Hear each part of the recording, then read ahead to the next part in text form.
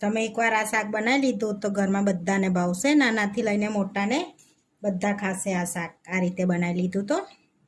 Hello friends, આજે હું share કરીશ તમારી સાથે ગવારનું શાક બનાવવાની રેસીપી. તો ઉનાળાની સિઝન ચાલુ થઈ ગઈ છે, તો આ રીતે તમે જો શાક બનાવશો તો ઘરમાં બધા જ ખાશે. એ રીતનું આજે આપણે શાક બનાવીશું. તો અહીંયા 250 ગવાર લઈ લીધી છે અને આ રીતની આપણે કટ કરી લીધી છે. હવે ધોઈ લઈશું. તો અહીંયા પાણી એડ કરી દીધું છે આપણે, તો સરસ એવી ધોઈ લઈશું આપણે 2-3 પાણીએ. તો 2-3 પાણીએ ધોઈ લીધી છે. અહીંયા તમારે બટાકો એડ કરવો હોય તો પણ કરી શકાય છે. તો આપણે અહીંયા બટાકો નહીં એડ કરતા, એકલું ગવારનું શાક બનાવીએ છીએ. હવે આપણે આ એક સ્પેશિયલ મસાલો બનાવીશું. તો આ મસાલો તમે ગવારના શાકમાં એડ કરશો ને તો ગવારનું શાક એકદમ ટેસ્ટી લાગશે. તો અહીંયા આગળ આપણે લસણની કળીઓ લઈ લઈશું. તો અહીંયા 5 થી 6 નંગ જેવી છે લસણની કળીઓ અને 1 વાડકી જેવા સિંગદાણા લઈ લઈશું. તો પહેલાં આને આપણે અચકચરા પહેલાં વાટી લઈશું. તો આ આપણે છે ને મિક્સરમાં નથી પીસવાનું, આપણે આની અંદર જ વાટવાનું છે, જેથી ટેસ્ટ સારો આવશે ખાયણીમાં વાટવાથી. હવે આપણે થોડુંક વટાઈ ગયું છે, તો હવે આપણે એની અંદર ગાંઠિયા એડ કરવાના છે. તો તમે કોઈ બી ગાંઠિયા યા પાપડી લઈ શકો છો. તો અહીંયા મેં ભાવનગરી જીની સેવ લીધી છે. આ રીતની સેવસનની આવે છે, એ અડધી વાડકી એડ કરી દઈશું અને એને વાટી લઈશું સરસ એવું. તો આ શાકમાં તમે થોડુંક લસણનું પ્રમાણ વધારે રાખશો ને તો એકદમ ટેસ્ટી શાક બનીને તૈયાર થશે. હવે 1 ટેબલ સ્પૂન જેટલું આપણે કાશ્મીરી લાલ મરચું ઉમેરીશું, જેથી ટેસ્ટ અને કલર એકદમ સરસ આવશે શાકમાં. હવે વાટી લઈશું. ફરી સરસ મસાલો વાટી લીધો છે. આ રીતના આપણે મસાલો વાટી લીધો છે. હવે શાકને વઘારી લઈશું. તો અહીંયા કઢાઈમાં 2 ટેબલ સ્પૂન જેટલું તેલ લઈશું આપણે.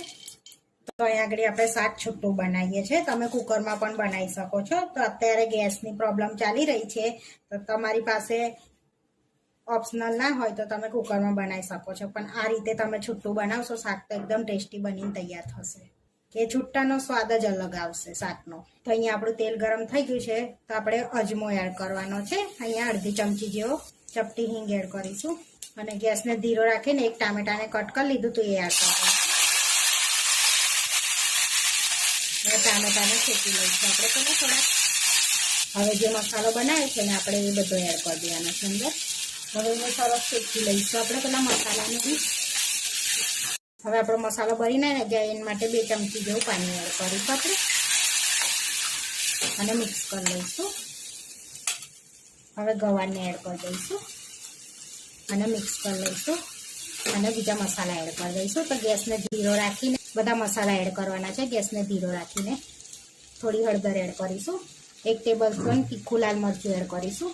1 ટેબલ સ્પૂન ગરમ મસાલો એડ કરીશું. 1 ટેબલ સ્પૂન ધાણા જીરું પાવડર એડ કરીશું. તો 1 ટેબલ સ્પૂન આપણે હોમમેડ ઘરે મસાલો બનાવ્યો છે દાળ શાકનો અને પંજાબીનો, તે પણ આપણે 1 ટેબલ સ્પૂન એડ કરીશું. જો તમને આ મસાલો જોતો હોય તો તમે પ્રમાણે મીઠું એડ કરીશું. આ બધું આપણે મિક્સ કરી દઈશું. જો તમારે આ મસાલો જોતો હોય તો બધું આપણે મિક્સ કરી દઈશું આ રીતે. તો નીચે આપણી આઈડીમાં નંબર મેન્શન કરેલો જ છે, તમે ત્યાં જઈને કોલ યા મેસેજ પણ કરી શકો છો. તમારે જોતો હોય તો અમે પણ યુઝ કરીએ જ છે દાળ શાકમાં, પણ તમારે પણ લેવો હોય તો 100 ગ્રામમાં પેકેટમાં પણ મળી જશે તમને. ડિસ્ક્રિપ્શનમાં બી પણ નંબર છે મેન્શન કરેલો, એમાં પણ તમને મળી જશે.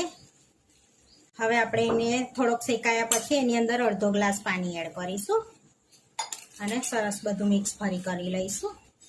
હવે આ શાકને આપણે અડધો કલાક માટે ચડવા દેવાનું છે ઢાંકીને અને ગેસ ધીરો રાખવાનો છે. તો અહીંયા આપણે ઢાંકણને ઢાંકી દઈશું. શાકને અડધો કલાકમાં બી 5 મિનિટ બાકી છે, તો હવે ચેક કરી લઈશું. તો જોઈ શકો છો સરસ એવી ઢાંકણ ખોલે એટલે મસ્ત સુગંધ આવી. તો લસ તો આપણું ગવારનું શાક બનીને રેડી થઈ ગયું છે. તો આપણી ગવાર સરસ ચડી ગઈ છે. 25 મિનિટમાં તો આપણી ગવાર સરસ ચડી ગઈ છે. એની અંદર આપણે ધાણા એડ કરીશું 1 વાડકી જેટલા અને મિક્સ કરી લઈશું. તો આપણે ગવારનું શાક બનીને રેડી થઈ ગયું છે. હવે આપણે સર્વ કરી લઈશું. તો એકવાર ચોક્કસથી ટ્રાય કરવા જેવું છે, એકદમ ટેસ્ટી લાગે છે. હવે આપણે સર્વ કરી લઈશું. ગેસને બંધ કરી દઈશું. આપણે બાઉલમાં શાક લઈ લઈશું. તમે એકવાર આ શાક બનાવી લીધું તો ઘરમાં બધાને ભાવશે, નાનાથી લઈને મોટાને બધા ખાશે આ શાક આ રીતે બનાવી લીધું તો. અને અહીંયા આગળ આપણે ભાખરી જોડે સર્વ કરીશું. તો આપણે ગવારનો એકદમ સ્પેશિયલ મસાલા સાથે ટેસ્ટી શાક બનીને રેડી થઈ ગયું છે. આવા વિડીયો જોવા માટે મારી ચેનલને સબસ્ક્રાઈબ કરો, લાઇક કરો અને શેર કરો અને તમે જરૂરથી ટ્રાય કરો. ફરી મળીશું નવા વિડીયોમાં. કોમેન્ટ કરીને જરૂરથી જણાવજો કે તમને આ મારી રેસીપી કેવી લાગી.